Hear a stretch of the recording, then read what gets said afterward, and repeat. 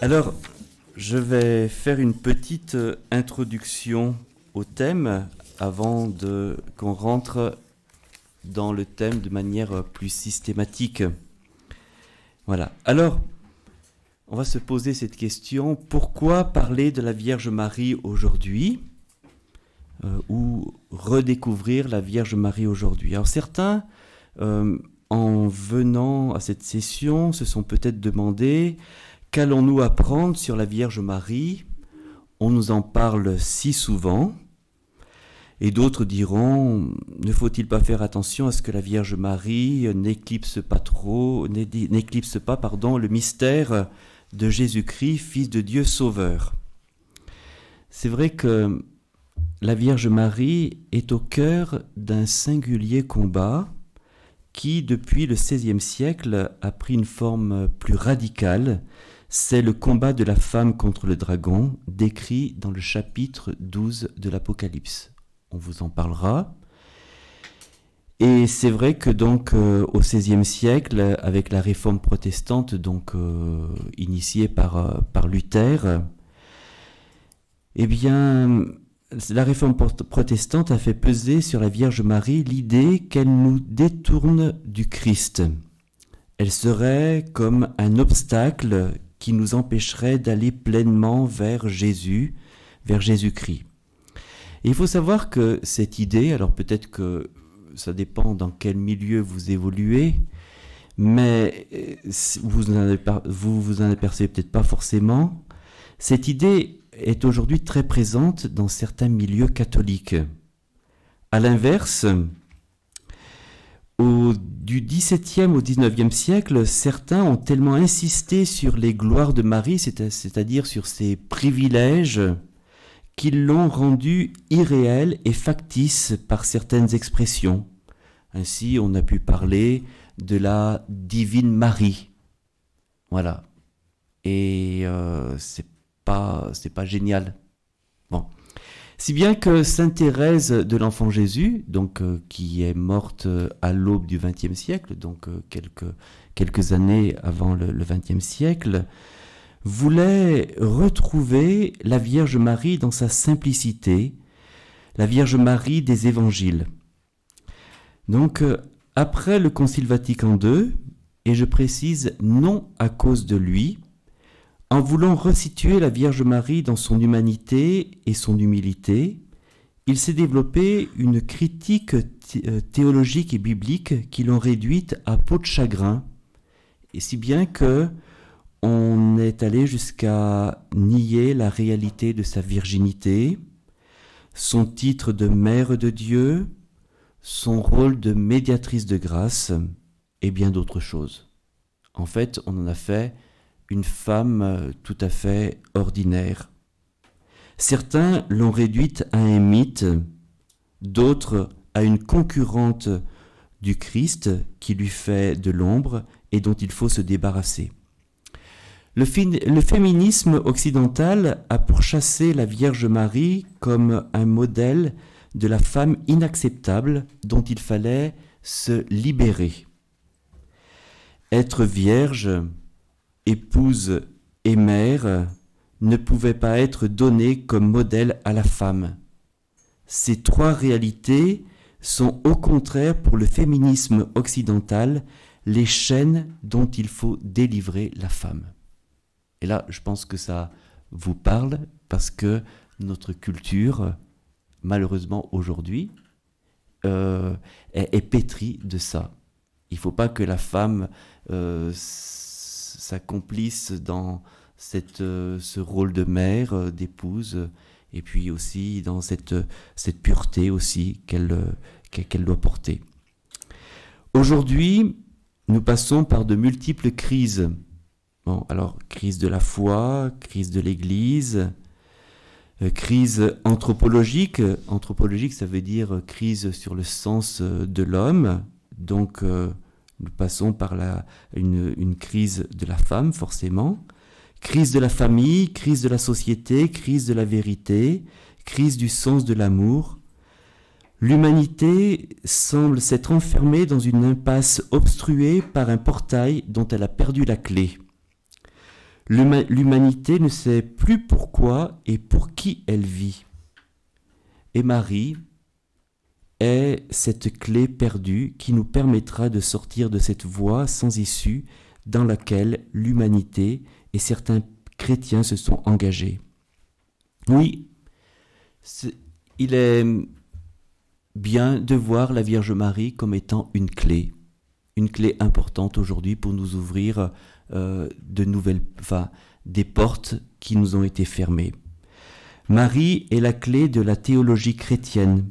C'est pourquoi nous devons redécouvrir le mystère de Marie, car il nous donne accès à la lumière véritable qu'est Jésus-Christ, vrai Dieu et vrai homme, unique sauveur. Vous savez, dans les premiers siècles, on répétait souvent que Marie était victorieuse de toutes les hérésies. Alors on pourrait dire, c'est exagéré. Mais non, ce n'est pas exagéré. C'est une vérité plus que valable. Elle est venue effectivement à bout de beaucoup d'hérésies, et à une époque de déconstruction des vérités les plus élémentaires, les dogmes de la conception immaculée, la remise en cause du dogme de sa virginité perpétuelle, c'est-à-dire qu'elle est vierge avant, pendant et après, le dogme de sa maternité divine, de son Assomption, tout cela, nous mettent à l'abri de beaucoup d'erreurs. En effet, regardez, dans le dogme de l'Immaculée Conception, ce dogme nous rappelle la doctrine du péché originel, sans lequel, beaucoup d'aspects de la vie de l'homme ne peuvent se comprendre, à savoir que chaque être humain, en venant au monde, entre dans un environnement marqué par le péché. Il est de ce fait, dès le départ, perturbé dans sa relation à Dieu. Marie, elle, par son immaculée conception, échappe à cela, non par elle-même, mais par grâce qui vient par anticipation du Christ Sauveur. Marie bénéficie, elle aussi, du salut qui vient du Christ. Le dogme de la maternité, alors ces dogmes, on va les approfondir au fur et à mesure, pendant ces trois jours. Le dogme de la maternité divine et le titre de Mère de Dieu qui en découle nous rappelle justement que le Christ est vrai Dieu et vrai homme, que l'humanité du Christ, dans l'humanité du Christ, il y a aussi la personne de Dieu. Voilà, et c'est pour cela qu'elle est mère de Dieu. Deux natures en une seule personne. Le dogme de la virginité perpétuelle nous rappelle à l'heure de croyance en l'évolution fruit du hasard que Dieu est créateur. Dieu peut intervenir directement sur sa création et donc faire ce miracle de la virginité perpétuelle. Marie devient mère, mais elle est vierge avant, pendant et après. Le dogme de l'Assomption nous rappelle que nous sommes faits pour le ciel et que le corps ne doit pas être compté pour rien. Nous sommes corps et âme. Notre corps ressuscitera et sera glorifié. Le dogme de l'Assomption nous rappelle, à l'heure où l'on élabore des lois sur l'euthanasie, que on ne peut pas vivre, on ne peut pas mourir de n'importe quelle manière. Que ce moment du départ de la terre appartient à Dieu et pas à l'homme. Voilà. Et donc, vous voyez, à travers des petits exemples, que la Sainte Vierge va nous aider à repenser droitement beaucoup d'aspects de la vie et de la foi. Aussi, la Vierge Marie peut nous aider aujourd'hui à retrouver un dynamisme dans la mission, dans le fait d'être missionnaire. Et c'est vrai qu'aujourd'hui, la mission semble être en panne.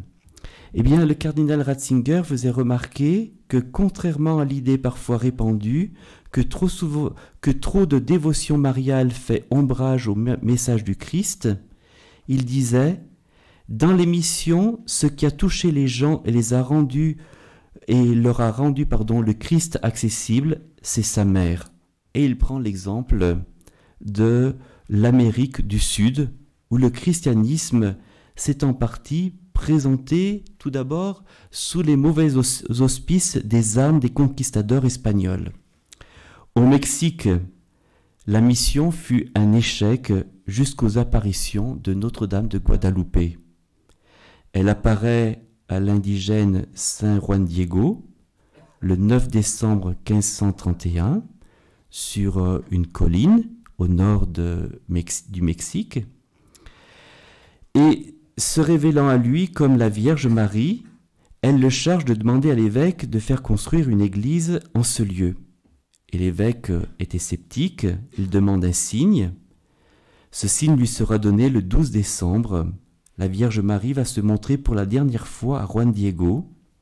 Marie l'envoie cueillir des fleurs au sommet aride et gelé, donc du Tepeyac, là où elle apparaît. Et elle y remplit son poncho, qu'on appelle sa tilma, des plus belles fleurs qu'il ait jamais vues. Et de retour chez l'évêque pour les lui offrir, Juan Diego ouvre son poncho en découvrant alors une extraordinaire image de la Vierge Marie, comme imprimée dans l'étoffe. Et ce portrait, composé de symboles propres à leur religion et à leur culture, ce portrait pouvait être décrypté par tous les Indiens. Marie porte les traits d'une jeune métisse. Elle s'y présente comme la mère du Dieu unique venu jusqu'à eux pour demander la réconciliation aux Indiens et Espagnols. Et c'est vrai que les experts s'accordent à dire que l'image de la Vierge de Guadalupe sur le poncho de Juan Diego est formée d'un ensemble de symboles que les Indiens pouvaient comprendre facilement. Et grâce à l'image qu'elle a laissée sur le manteau de Juan Diego, la Vierge de Guadalupe a suscité au XVIe siècle la conversion massive des Indiens. Ainsi, en 1539, soit moins de 9 ans après l'apparition, 9 millions d'Indiens se sont déjà convertis. Alors qu'avant, c'était un échec. Et ils se sont convertis à qui? Non pas à la Vierge Marie, mais à Jésus. Donc, vous voyez l'importance. La Vierge Marie, elle est une clé pour beaucoup de choses. Elle est une clé pour la mission. La Vierge Marie est une clé aussi pour vivre la sainteté. On est dans un monde où faire le mal, c'est de ne pas faire ce que j'ai envie de faire. C'est cela le mal pour le monde. Donc, on est vraiment dans une perversion morale absolument incroyable où on préconise de vouloir de pécher librement. La Vierge Marie a un message à nous dire: non, je vais vous réapprendre le bien et je vais vous donner la force de l'accomplir. Elle est mère de sainteté. Marie est non seulement modèle de sainteté, mais elle est éducatrice, maîtresse de sainteté. Et ça aussi, on le verra dans un des enseignements. Marie est la clé de l'anthropologie véritable, c'est-à-dire de la véritable compréhension de ce qu'est l'homme et la femme. Que on se reçoit homme, on se reçoit femme. Dieu est notre créateur et Dieu a créé l'homme et la femme en égale dignité, mais aussi différents, et que cette différence est nécessaire, est importante pour faire jouer une complémentarité, une relation et donc un enrichissement. Et donc la Vierge Marie nous rappelle tout cela Elle nous rappelle, eh bien, ce que j'ai dit, la mission importante d'être mère, d'être épouse. Ce ne sont pas des chaînes. Elle nous rappelle aussi la dimension de la famille, ce qu'est l'amour, le bel amour, le bel amour humain et aussi le bel amour divin. Et ça, vous le verrez dans un enseignement qui vous donnera justement des lumières sur le rôle complémentaire de l'homme et de la femme, et que la Sainte Vierge vient éclairer ce rôle complémentaire. Donc Marie aussi est un diamant qui brille, un diamant aux mille feux. Voilà. Et le père René Laurentin, qui a été vraiment un grand théologien sur la Vierge Marie, un théologien donc du XXe siècle, écrivait « L'humble et fulgurant mystère de Marie est méconnu. Comment l'exprimer ? Il nous dépasse comme les mille feux d'un diamant aux facettes innombrables. Ces contrastes déroutent car Marie est servante et reine, elle est mère de Dieu, mais elle est aussi la plus humble des créatures, désarmante par sa simplicité autant que par sa richesse.